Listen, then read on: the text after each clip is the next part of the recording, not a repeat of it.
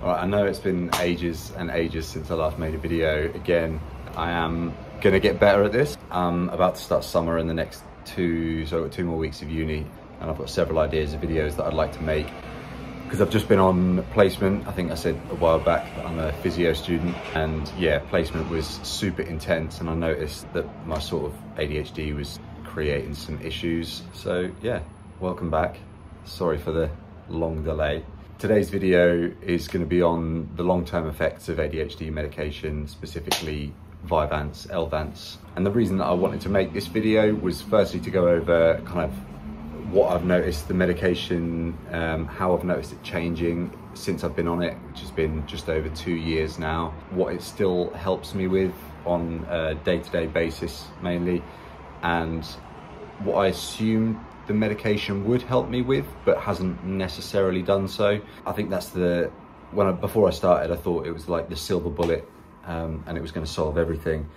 But watching several other guys on YouTube talking about it and saying that it's not going to solve everything, but it does give you a bit of a foot up to sort those things yourself. So jumping in on how the effects of Elvanse have changed for me since starting. One thing I know I've spoken about before is the fact that I think occasionally the medication isn't working as such, and that feeling has become slightly more noticeable or prevalent over the past, I'd say, couple of months, just purely because I've been so busy. So I was on a placement with uni, and I also work in the same hospital at the weekends doing a different job. So I was working just about 7 days a week, other than a couple of bank holidays, for 2 and a bit months. So it was a really intense couple of months. And I did notice that I thought the medication had kind of stopped having the same effects. But looking back on it, I think it's just purely the fact that I'm busy all the time. I'm expecting myself to be able to function on the same level of sleep that I would have done when I'm sort of just going to uni or just working weekends, for instance, and I'm able to get a good 7-8 hours a night, whereas I was averaging probably 4 to 5 hours. So it's not surprising that the medication wasn't having the same effects as beforehand, I guess. And then when I take days off of the medication, so since I've finished placement, I've had a couple of days off where I've just been like, right, I'm gonna take 2 days where I don't take the Elvanse and see how I am, see how it affects me, see how my sort of socializing is and things like that. But what I've noticed in those times is that when I don't take the medication, it's completely night and day. And I've said it previously on another video, but I just can't stress it enough. The fact that when I'm unmedicated, I just feel like I don't want to do anything. And even if the medication now, the like initial effects have worn off, comparing pre-medication to now, or even days on medications to days where I'm not on medication, is pointless, really. It's like I feel like a different person. On days where I don't take medication, I just don't do anything. I have to schedule days where I'm allowed to not do anything. Sorry if this is annoying for anyone, me swinging on this chair, but get over it. The second thing that I wanted to talk about was I've developed the worst sort of just stiffness in my body. Bit of backstory. I injured my back a few years ago in the gym, and it's never been the same since, understandably, because I don't do the exercises. I know as a physio student I should probably sort of practice what I preach, but it's easier to tell someone else to do it. So I do find myself sort of skipping out on them sometimes. But I did see several things online. I was looking up like why this stiffness might be there, and obviously I have a rough idea from lectures and things as to what it could be.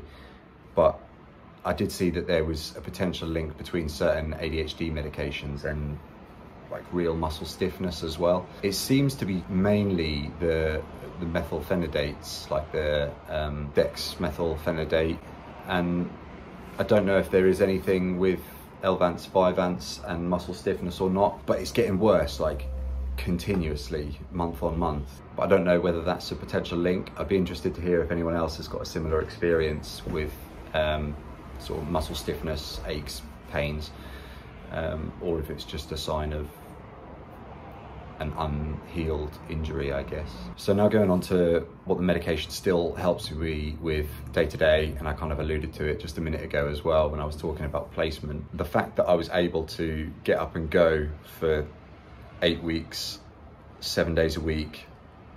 And they weren't crazy long days, but it's just being in the same place 7 days a week and working 7 days a week and having to learn at the same time is quite intense, especially with sort of a shorter amount of sleep when I'm trying to then see family and keep up with just life in general. It was quite amazing that I was able to do it without, I mean, I was burnt out for sure, but I wasn't ill. I was still able to function and make it through that 8 weeks without keeling over, I guess. And the biggest thing that I noticed would be like pre-medication. If I was doing something back in maybe sixth form, school days, or my first degree, I would have got to maybe mid to late afternoon and just not been able to take on any new information whatsoever. I just hit a point where my brain was completely full.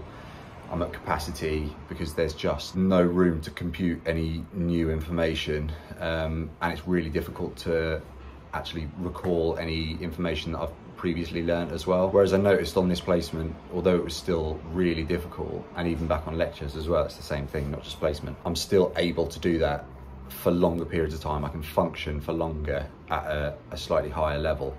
It's nowhere near where I want it to be, but that's just life, isn't it? I just guess I'm not smart enough. That's not something the medication's going to change. Yeah. The last bit I wanted to talk about was what I assumed the medication would help me with, but hasn't necessarily. And the first thing is anxiety. I wouldn't say it's any worse than pre-medication by any means. Like I said beforehand, I'd always been a very anxious person in general, but it's still really noticeable. And you see all the warnings about people when they're about to start taking ADHD medications about like, don't have coffee, don't have pre-workout or energy drinks and things like that. But if I do have like a coffee in the day or something, it would, I would just notice my anxiety shoot through the roof because my heart was just, I'd have such strong heart palpitations that it'd be so hard to stay focused at that time. I mean, it's so obvious as well, but I still do it even now. I just have to know that likelihood is my anxiety is going to go way up at the time. The next one is also linked to anxiety as well, and it's memory or word recall. And I know I said a minute ago that, like, generally speaking, I'm able to get things out a lot better and take in information, and that is definitely true in comparison to pre-medication. But I think I expected it to be so much more than it was. That's by no means like a downfall of the medication. I think it's just brought to my attention how the anxiety needs to be tackled before I can expect to be able to sort of function at the level I want to, almost, because the medication's kind of opening the door slightly and I need to tackle the root cause to then actually be able to go through that door. But it wasn't the most noticeable on placement as well. So if, for instance, it had got to mid to late afternoon again, and there was just certain times where I needed to bring up medical terms or explaining things to a patient, for instance, or like justify myself to one of the like educators or supervisors that are sort of teaching me, it would be so hard to do so continuously. I could do it for maybe 5 or 10 minutes quite well, and from then I'll just dwindle really quickly, which is really frustrating. But at the same time, I don't think it's the medication necessarily. I think it's the anxiety part of it, but the kind of palpitation feeling that comes along with it is definitely playing into that. So that is it for today's video. It was just more of like a kind of check-in as to how I was feeling, a bit of like a mental journal, I guess. I'm planning on making some videos on general help, advice, tips, whatever I have found helpful from the past 2 years to try and help some of you guys that may be about to start taking medication, thinking about seeking out a diagnosis if you think you might have ADHD as well. So look out for that coming up soon. Otherwise, I hope everyone's well, and I'll see you in the next one. Ciao.